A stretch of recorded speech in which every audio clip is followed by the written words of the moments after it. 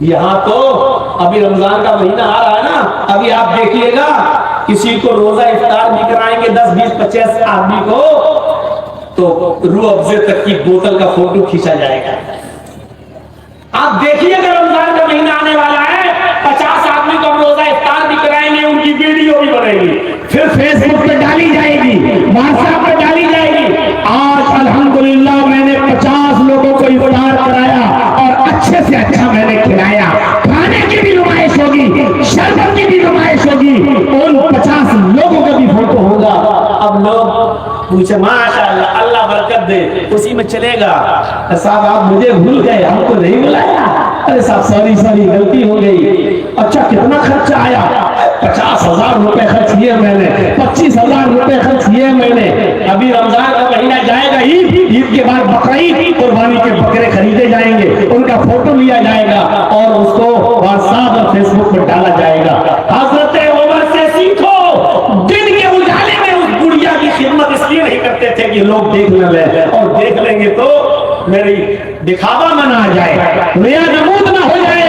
इसलिए हजरत उमर रात में जाया करते थे और उस बूढ़ी औरत के घर पे जाकर ये 3 काम करते थे। सबसे पहले वो बूढ़ी औरत जिस बिस्तर पर लेटरिन और पेशाब कर लिया करती थी, उस बिस्तर को वो अपने हाथ से धोते थे, उसके कपड़े धोकर डाल दिया करते थे सूखने के लिए, और दूसरे कपड़े पर उस बुढ़िया को लिटा दिया करते थे।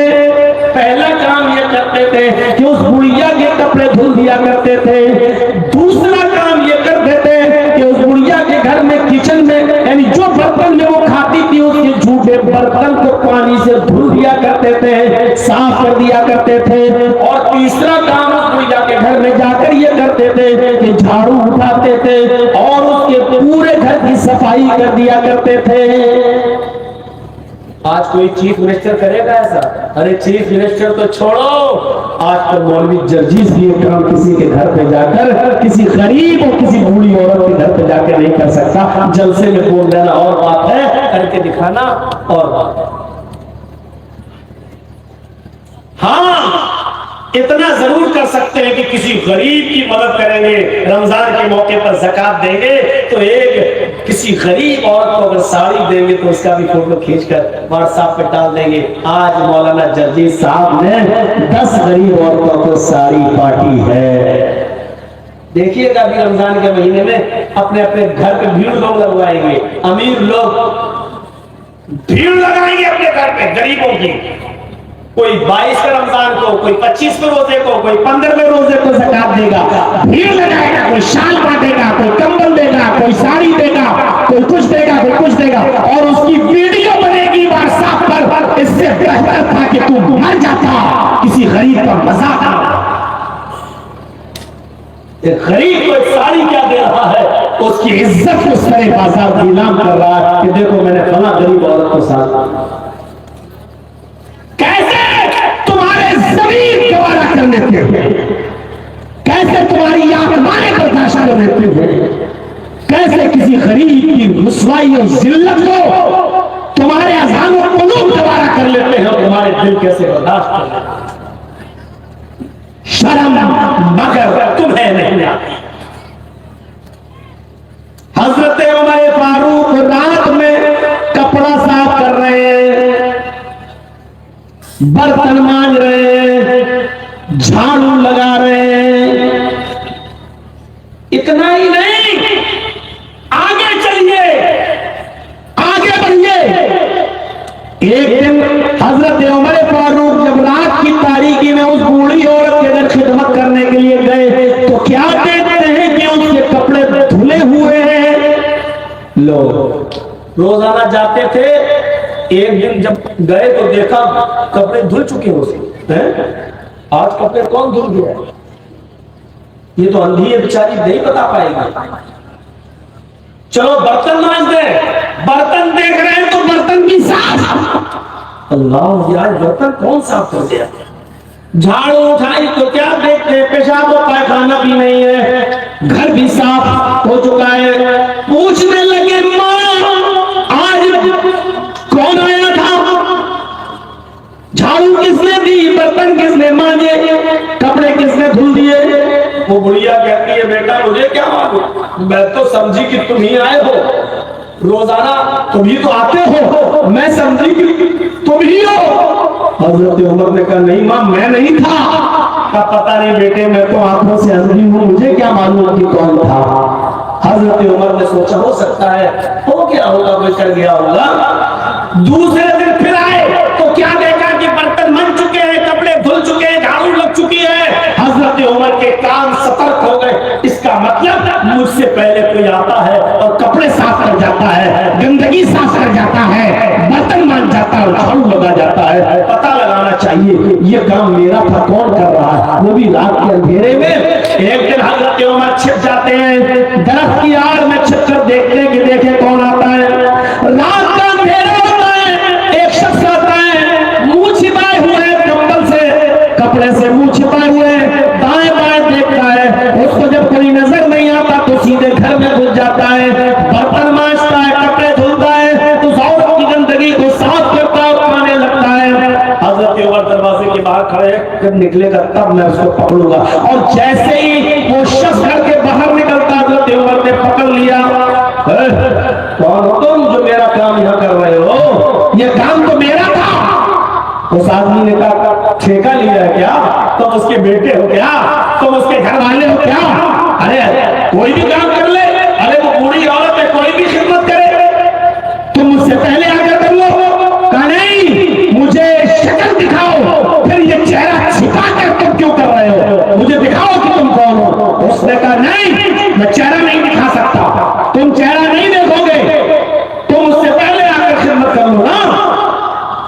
हजरत उमर ने कहा मैं तुम्हें अल्लाह का वास्ता देता हूँ, मैं देखना चाहता हूँ कि मुझसे भी पहले उठकर कौन ये खिदमत कर रहा है। जब अल्लाह का वास्ता दिया और जबरदस्ती उनके चेहरे को खोलने की कोशिश की तो पता चला, उनके चेहरे को खोला तो देखा ये कोई और नहीं, वो इस इलाके का चीफ मिनिस्टर है, खलीफतुल मुस्लिमीन है, ये हजरत अबू बकर सिद्दीक रज़ी अल्लाह ताला अन्हु है। तो उस औरत की खिदमत कर रहे हैं, उसका पेशाब और पायखाना साफ कर रहे हैं, उस औरत के बर्तन मांज रहे हैं और उस औरत के घर में झाड़ू लगा रहे हैं।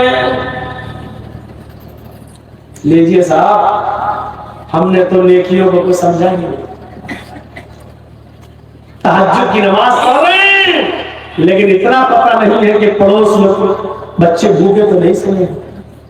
तुम्हारी नमाजें मुंह पे मार दी जाएंगी अगर कोई पड़ोसी भूखा सो गया। एहसास करो,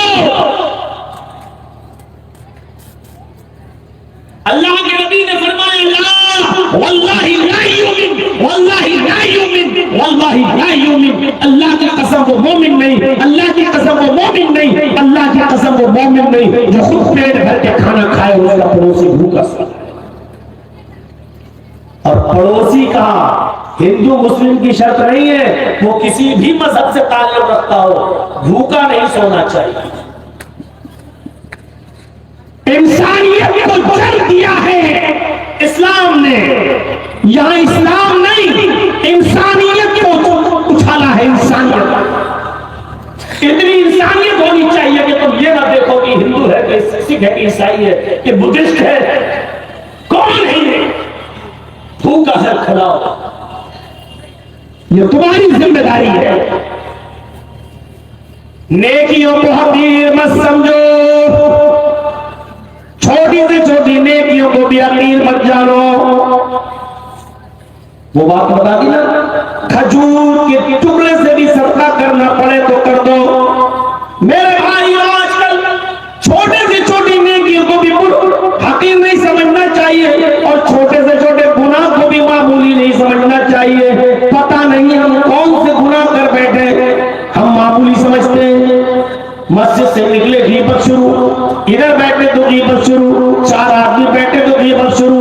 औरतें तो इस मामले में माहिर है, चल औरतें जा बैठ जाए, किसी न किसी की गीबत होने लगती है। मेरे भाइयों, आदमी नमाजें लेके जाएगा, रोजे लेके जाएगा, हज लेके जाएगा, ज़कातें लेके जाएगा, बहुत सी नेकियां उसके बाद होंगी। कयामत के दिन उसको उम्मीद होगी कि मेरे दाहिने हाथ में नामे अमाल मिलेगा।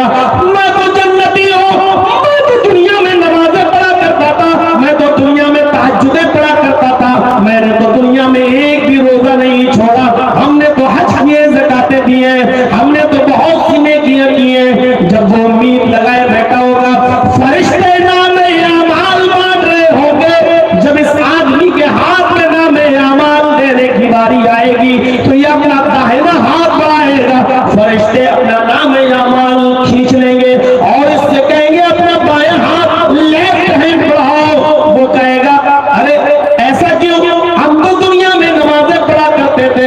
हमने तो तहज्जुदें पढ़ी, हमने तो ज़कातें दी, हमने तो बड़े अच्छे अच्छे काम किए, फिर आखिर ऐसा क्यों कर रहे हो तुम?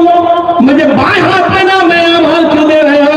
वो कहेगा ये मैं नहीं जानता, मेरे रब ने तुम्हें उल्टे हाथ में बाएं हाथ में लेफ्ट हैंड में नाम अमाल देने के लिए कहा है। फिर वो बाएं हाथ में नाम अमाल लेगा, वो देखेगा ये बुराई, फिर पन्ना पलटेगा ये बुराई, वो देखेगा मैंने नमाजें पढ़ी वो कहां गई, मैंने रोजे रखे वो कहां गए, मैंने हज किया वो कहां गया। वो देखेगा, पलटेगा, सब कुछ करेगा, लेकिन उसको नेकियां न दिखाई देंगी। वो नजरें आसमान की तरफ उठाएगा और चीख कर कहेगा आईना हसनाती या रब्बल आलमीन, हाय मेरे मौला, हाय मेरे परवरदिगार, मेरी नेकियां कहां चली गई? मेरे नामे अमाल में तो गुनाह लिखे हुए हैं, मेरे नामे अमाल में तो बुराइयां लिखी हुई है। हाय अल्लाह, मैंने जो नमाजें पढ़ी वो कहां चली गई? मैंने जो हज किया वो कहां चला गया? मैंने जो ज़कातें दी वो कहां चली गई? मैंने जो तहज्जुद की नमाजें पढ़ी वो कहां चली गई? आईना हसनाती या रब्बल आलमीन, अल्लाह मेरी नेकियां क्या हुई? ऊपर से जवाब आएगा, हाय मेरे बंदे, तेरी गीबत ने, तेरी चुगली ने, तेरी दुश्मनी ने, तेरे इनाद ने, तेरे हसद ने, तेरे कीने ने तेरी नेकियों को बर्बाद कर दिया, तेरी नेकियों को खत्म कर दिया। तेरे नामे अमाल में कोई नेकी नहीं, क्योंकि तू अपने भाई की, मुसलमान भाई की गीबत करता था, चुगली करता था। इस गीबत ने, चुगली ने तेरी तमाम नेकियों को बर्बाद कर। नमाजें खत्म, रोजे खत्म, सिर्फ इतनी सी बात पर कि फला ऐसा, फला वैसा, फला वैसा, अरे फला ऐसा, पीठ के पीछे उसकी बुराई। मेरे भाइयों, अपने गुनाहों से तौबा करो। मोमिन हमेशा मुसीबत को तरजीह देता है। अगर उसके सामने दो रास्ते आ जाएं, एक तो ऐशो आराम का रास्ता है लेकिन गुनाह का है, और एक मुसीबत का रास्ता है लेकिन अच्छा रास्ता है, तो मोमिन वो होता है जो मुसीबत को तरजीह देता है और अच्छे रास्ते को चुनता है, भले ही उसकी मुसीबत हो। और मुनाफिक जो मोमिन नहीं होता है, मुनाफिक वो ऐशो आराम को तरजीह देता है, अगरचे वो गुनाह का रास्ता भी है। मेरे भाइयों, आज हर मुसलमान गौर करे कि उसके पास जो कमाई आ रही है, जो माल आ रहा है, जो वो मेहनत कर रहा है, वो कैसी है, क्या सूरत है। हर इंसान गौर करे, क्रेडिट कार्ड बनवाना कैसा है।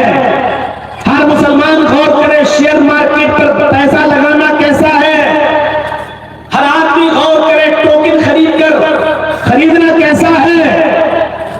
बहुत से लोग जायज के फतवे दे देंगे और कह भी देंगे, लेकिन अपने जमीन से और अपने दिल से सवाल करो, अपने दिल से और अपने जमीन से सवाल करो। ये बैंक वाले बेवकूफ और पागल नहीं है जो क्रेडिट कार्ड बनाकर आपको दे रहे हैं। 1 लाख रुपया, 50,000 रुपया आपको पहले से दे रहे हैं, आप इसको इस्तेमाल करो। वक्त पे अगर आपने दे दिया तो ठीक, नहीं दिया तो सूद लेते हैं। अरे बैंक वाले 1-1 लाख, 5-5 लाख रुपए क्रेडिट के आधार पर आपको कैसे क्रेडिट कार्ड दे सकते हैं? क्यों आपको उधार देंगे अगर उनको बेनिफिट नहीं और फायदा नहीं है? आप गौर करिए, कहीं भूल हुई, इस मरतबा इस महीने का आपने बैलेंस नहीं दिया, आपका सूद बढ़ गया, अब आप उनको सूद देंगे। सूद देना, सूद लेना, ये क्या है? नबी अकरम सल्लल्लाहु अलैहि वसल्लम ने सूद के 36 दर्जे बताए हैं, 36 दर्जे। फरमाया या दिरहम रिबा याकुलुहु रजुल वहुवा यअलम। एक दिरहम, 1 रुपया मैं तर्जुमा कर रहा हूं, 1 दिरहम यानी 1 रुपया भी अगर सूद का, ब्याज का किसी ने खाया, वहुवा यअलम, और वो जानता है कि ये सूद है, वो जानता है कि ये मेरा नहीं है, सूद के तौर पे मिला है। अशद्दु मिन सित्रि व सलासीना ज़नियतन, अल्लाह के नबी फरमाते हैं 36 बार जिना करने से ज्यादा सख्त।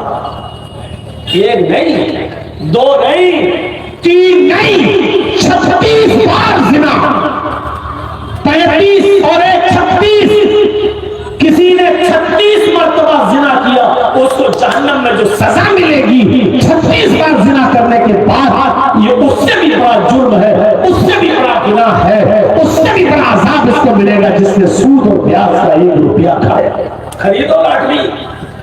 मैं जाता हूँ बंगाल में तो कलिया चक में सड़कों पर ऐसे बिकती है लाटरी के टिकट जैसे आलू और प्याज बिक रही हो। आओ मेरे भाइयों, सूद और ब्याज इतना बड़ा जुर्म है। एक बार अल्लाह के नबी ने तो फरमाया, अपनी मां के साथ जिना करने के बराबर। कौन बदबख्त होगा जो अपनी मां के साथ जिना करेगा? कौन बदबख्त? मुसलमान मुसीबत का रास्ता अख्तियार कर लेता है लेकिन गुनाह का नहीं। हजरत यूसुफ अलैहिस्सलाम का वाकया सुने हैं ना? यूसुफ अलैहिस्सलाम के सामने 2 रास्ते थे। वो यूसुफ छोटे से थे बच्चे, भाई ले गए, बाप से इजाजत लेकर ले गए, लेकिन दुश्मनी की अंदर से। मेरे बाप इससे ज्यादा मोहब्बत करते हैं और हमसे कम। सारे भाइयों ने मिलकर सलाह की और यूसुफ को कुएं में डाल दिया।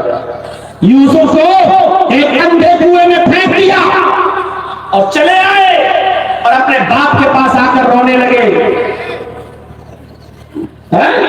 अपने बाप के पास आकर रोने लगे, या अबाना इन्ना ज़हबना नस्तबिकु व तरकना यूसुफ इंदा मताइना फअतलहु ज़ीब।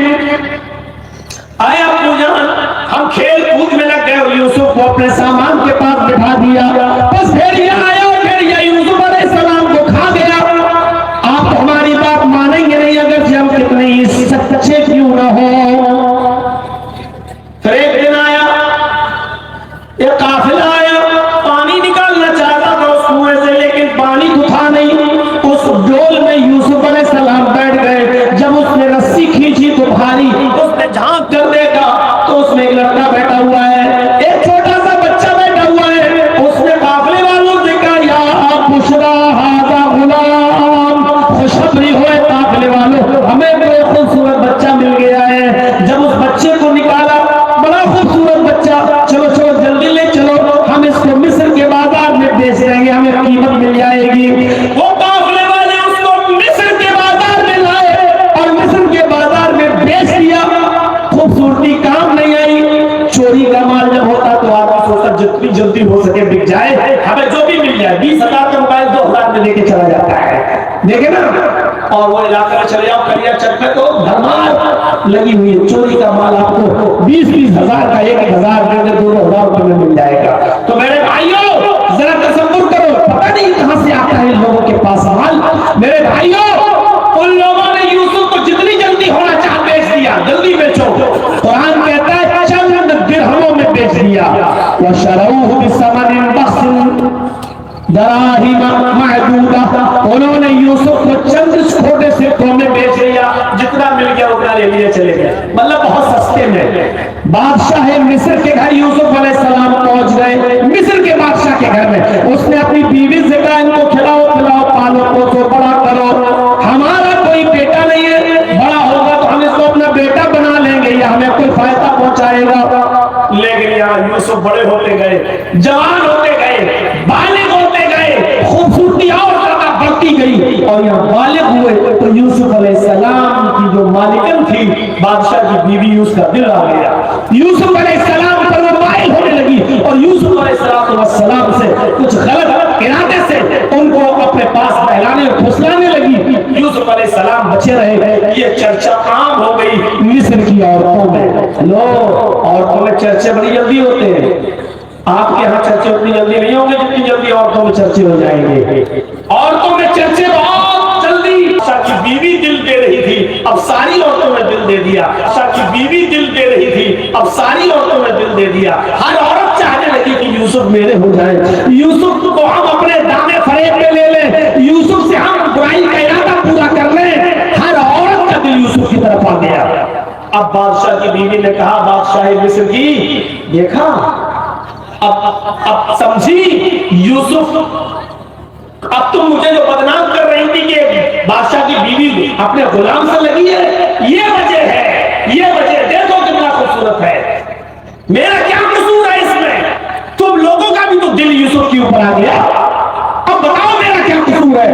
और सारी औरतों के सामने कहा, अगर यूसुफ ने मेरी बात न मानी और मेरा इरादा पूरा किया, मेरी बात न मानी तो मैं इसको सख्त से सख्त कर दूंगी या जेल में सड़वा दूंगी। यूसुफ समझ लो, सजा पाने के लिए तैयार रहो या जेल में सड़ने के लिए तैयार रहो। हाँ, दो रास्ते थे यूसुफ के पास। एक तो गुनाह का रास्ता था, अगर उसकी बात मान लेते, बादशाह की बीवी की बात मान लेते तो ऐशो आराम में रहते, 5 उंगली घी में, सारे इज्जत और सारी कमियां उनकी पूरी करती, दौलत का बार मचा देती, यूसुफ को खुश रखती, कढ़ाई का मौका भी देती और सारे उनके काम पूरे करती हो। क्योंकि जो मोहब्बत में गिरफ्तार होता है वो किसी भी हद तक जा सकता है। देखते हैं पाकिस्तान से उसीमा हैदर चली आई, 5 बच्चों को लेके चली आई। मोहब्बत में जो गिरफ्तार होता है वो कुछ नहीं देखता। बादशाह मिस्र की बीवी की बात मान लेते यूसुफ, तो यूसुफ की तो 5 उंगली घी में थी, आराम ही आराम, अलग रूम देती, तन्हाई देती, पैसा देती, दौलत देती, सोना चांदी से भर देती, उनको बड़े प्यार से रखती। लेकिन रास्ता क्या था? गलत, गुनाह का रास्ता। और दूसरी तरफ यूसुफ अलैहिस्सलाम तो जेल में सड़ाने की बात लिखी जा रही है, या तो जेल में सड़ने के लिए तैयार हो जाओ, ये था मुसीबत का रास्ता। तो यूसुफ अलैहिस्सलाम ने कौन सा रास्ता अख्तियार किया? मुसीबत का रास्ता। यूसुफ अलैहिस्सलाम ने कौन सा रास्ता अख्तियार किया? मुसीबत का, परेशानी का रास्ता। क्या कहा? रब्ब सज्जनु अहब्बु इलैया मिम्मा यदऊननी इलैहि, आए मेरे रब, मुझे जेल में जाना ज्यादा पसंद है। रब्ब सज्जनु अहब्बु इलैया मिम्मा यदऊननी इलैहि, ऐ अल्लाह मुझे जेल में जाना ज्यादा पसंद है, लेकिन वो काम करना पसंद नहीं जिस काम की तरफ ये मुझे बुला रही है। ऐ अल्लाह मुझे वो काम पसंद नहीं है। वइल्ला तस्रिफ अन्नी कैदहुन्ना, अगर तूने मुझे इनकी चालों से न बचाया, औरतों की चालें बड़ी खतरनाक होती है। आप ही को फोन करेंगी, आप ही का नंबर लेंगी, आप ही को बुलाएंगी, आप ही से बातें करेंगी, आप ही को घर में बुलाएंगी, आप ही को टाइम देंगी, सब कुछ, और जब पकड़ी जाएंगी तो आप ही को फंसा देंगी, आप ही को फंसा इल्जाम लगा देंगी, रो रो के कहेंगी बताओ ये कुरान करीम ने औरतों की चालों के बाखबर रहने का हुक्म दिया। इन्ना कैदकुन्ना अज़ीम, इन औरतों की चालें बहुत खतरनाक होती हैं, उनकी चालों से बचो। इन्ना कैदकुन्ना अज़ीम, झूठ मूठ भी रोने लगेगी तो बड़े बड़े लोगों के दिल पसीना, बेचारी रो रही है, और आंसुओं ही में सब कुछ होता है उनका। उनके आंख के आंसुओं को बहुत जल्दी, मेरे भाइयों कमजोर दिल वाले बहुत आसानी से रोए, बहुत बेचारी मजबूर है, बेबस है, और जहां उसने आंसू गिराया हजारों उसके हमदर्द, झूठे हमदर्द उसके आसपास खड़े नजर आएंगे आपको। इन्ना कैदकुन्ना अज़ीम, इनकी चालें बड़ी खतरनाक होती है। तो हजरत यूसुफ क्या कह रहे हैं? अल्लाह मुझे जेल में जाना ज्यादा पसंद है, वो काम करना पसंद नहीं जिस काम की तरफ ये मुझे बुला रहा है।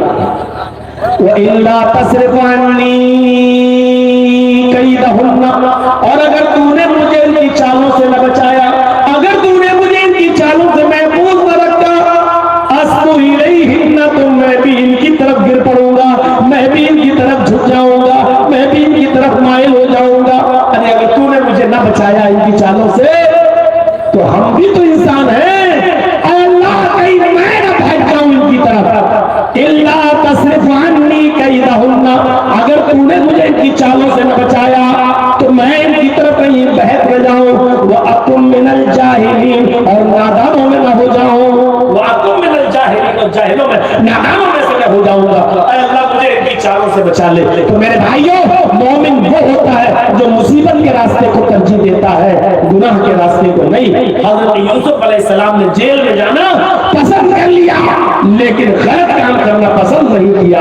ये मोमिन की अलामत होती है कि मोमिन मुसीबत उठाना पसंद कर लेता है, लेकिन गलत काम करना पसंद नहीं करता।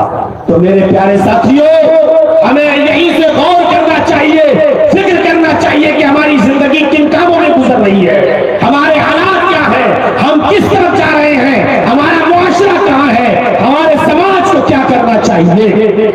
और रात के मैं कमेटी के लोगों से गुजारिश करूंगा कि अब जलसे का पैटर्न बदलने की कोशिश करिए। आप 12 बजे तक 1 बजे तक जलसा खत्म कर देना चाहिए, क्योंकि रात के 2 बजे तक अब बैठने का माहौल अब हमारे समाज में, सोसाइटी से खत्म हो चुका है। अब हर जलसे में मैं ये देख रहा हूँ रात के 12 साढ़े 12 बजे तक तो मामला ठीक रहता है, लेकिन 1 बजे के बाद फिर लोगों का उठना और लोगों का अपने घरों में जाना शुरू हो जाता है।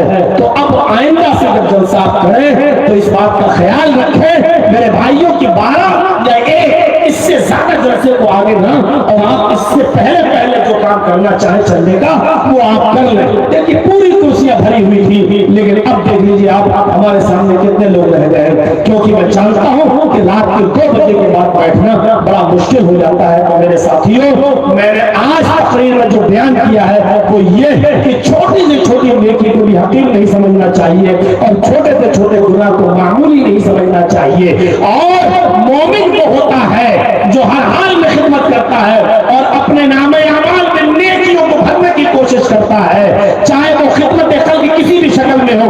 रास्ते से तकलीफ दे चीज को हटाना, कांटा हटाना, पत्थर हटाना, या इसी तरीके से किसी पड़ोसी को खाना खिला देना, झाड़ू लगा देना, किसी गरीब की मदद कर देना, कब्रिस्तान में जाकर मिट्टी देना, किसी अंधे को पानी लाकर दे देना, प्यासे को पानी पिलाना, पड़ोसी को खिलाना। और इसी तरीके से मोमिन वो होता है जो मुसीबत और ऐशो आराम के 2 रास्तों के बीच में वो मुसीबत के रास्ते को तरजीह देता है और वो रास्ता छोड़ देता है जिसमें गुनाह हो, अगरचे उसमें ऐशो आराम हो। तो हम अल्लाह से दुआ करते हैं कि इलाही आलमीन हमारी खताओं को माफ फरमा दे, हमारे गुनाहों को बख्श दे, हम जमीन मुसलमानों पर रहम फरमाए। और ऐ अल्लाह हम तुझसे ये दुआ करते हैं कि हमें छोटी से छोटी नेकी को भी मामूली न समझने की तौफीक अता फरमा। ऐ अल्लाह हमें बड़े छोटे से छोटे गुनाह से भी बचने की तौफीक अता फरमा। ऐ अल्लाह हमें छोटी से छोटी नेकी को भी करने की तौफीक अता फरमा और इसको हमारे लिए ज़ख़ीरे आखिरत बना दे।